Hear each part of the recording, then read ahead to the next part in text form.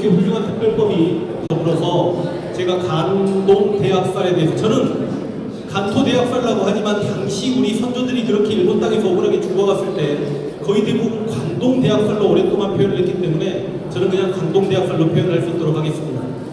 1923년이면 우리가 일제강점기 1910년대 무단통치기라고 이야기합니다. 그런데 3.1운동으로 무단통치가 끝나고 소위 문화통치기로 접어드는데, 그 문화통치기에 1923년, 그러니까 문화통치기는 언론, 출판, 집회, 결사의 자유가 생깁니다. 단체를 만들 수 있는 자유가 생겨나다 보니 1923년 조선물산 장려에서 물산장려운동도 전개했고, 우리 당시 조선의 백정들이 여전히 차별받는다에 대한 분노감 때문에 조선 형평사를 만들고 형평운동을 전개한다 합니다. 그리고 1923년 의열단의 김상호 의사는 종로경찰서를 습격한 이후에 400대 1의 시가전을 전개하기도 하죠.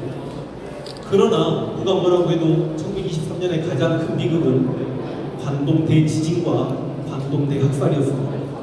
우리가 일본에 느끼는 분노감과 역사적 해안이 있다고 하더라도 관동대 지진 자체에 박수를 보낼 수는 없습니다. 1923년 관동대 지진 때 사망자만 14만 명이 나옵니다. 얼마 전 2011년 동일본 대지진 당시에 사망자가 2만 명 정도 나왔으니까 그 격차를 실감하실 수 있을 겁니다. 그러다 보니 일본 정부로서도 도쿄나 요코하마 근처에서 여러 방화나 학살 사건에 대한 어떻게 할 수 없는 손을 놓아야 되는 지경이었고, 그럴 때 미즈노 내부 대신이 이런 이야기를 합니다. 조선인이 사회주의자들과 손잡고 폭탄을 들고 방어하고 일본인을 살인하고 강도하고 약탈한다. 근데 이 미즈노 내부 대신이 1895년 을미 사변 때 경복궁 담을 넘어서 민비를 시해한 48명의 일본 나중 중에 한 명이라는 걸 많은 분들이 모릅니다. 그 뒤를 이어받아서 경찰청에 근무했던 일개 경찰 한 명이 일본 기자들에게 보도 지침을 내립니다. 조선인들이 우리를 약탈하고 죽인다. 조선인들이 우물에 독을 탄다.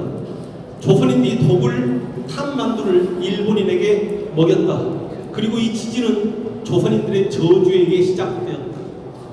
이 경찰 이름이 잘 생각나지 않습니다.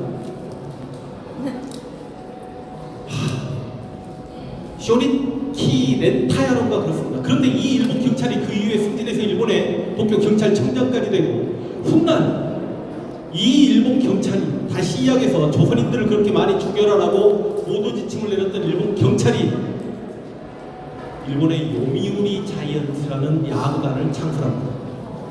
역사를 하는 저조차도 예전에 조성밀러는 참 좋은 야구 선수가 있었습니다. 그 당시에 요미우리를 응원했고, 이승엽 선수가 요미우리에서 4번 타자였을 때 그 이승엽을 응원하면서 요미우리를 응원했습니다.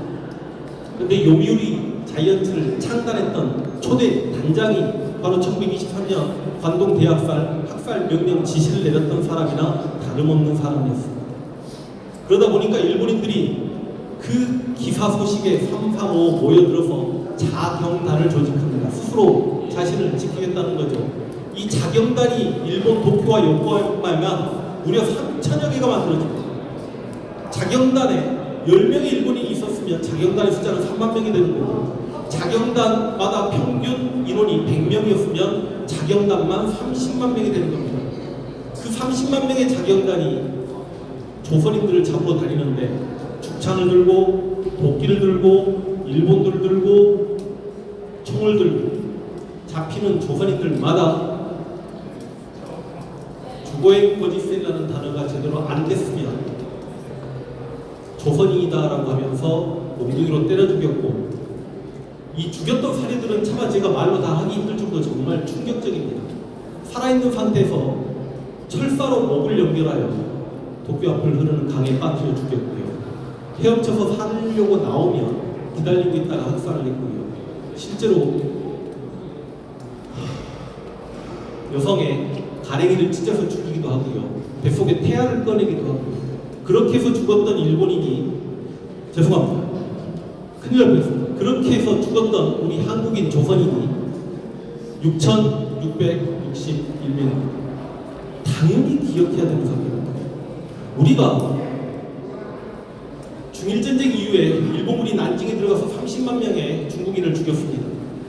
청산리 대첩에 대한 보복으로 1922년부터 간도에서 한인마을 학살 방화하면서 3만여 명의 한국인을 죽였습니다. 그런데 이런 학살들은 전시에 군인이 민간인에게 행했던 학살입니다. 제주 4.3 사건이나 광주 5.18 민주화운동 역시 전시는 아니지만 국가 공권력으로 민간인을 학살했던 사건들입니다. 우리가 이런 사건들을 기억하고 역사로 공부해야 되는 이유는 다시는 이런 공권력에 입각해서 다시는 군인들에 입각해서 다수의 민간인들의 희생이 없어야 된다는 취지로 이런 공부를 합니다. 그런데 1923년 관동 대학살은 일본 민간인이 가해자가 되어 조선인 민간인을 학살했던 사건입니다. 정말 반인륜적 사건입니다. 이 사건에 대해서 일본 정부는 사죄를 해야 됩니다. 그럼에도 불구하고 일본 정부는 지금까지 맹세하고 있습니다. 그래서 이제 우리 민주당 의원님들께서 이렇게 나서주셔서 이렇게 좋은 특별법이 만들어졌기 때문에 저 같은 역사 강의하는 사람들은 제야에서 돕겠다는 말씀과 더불어서 제 짧은 관동대학살 강의를 마칠 수 있도록 하겠습니다.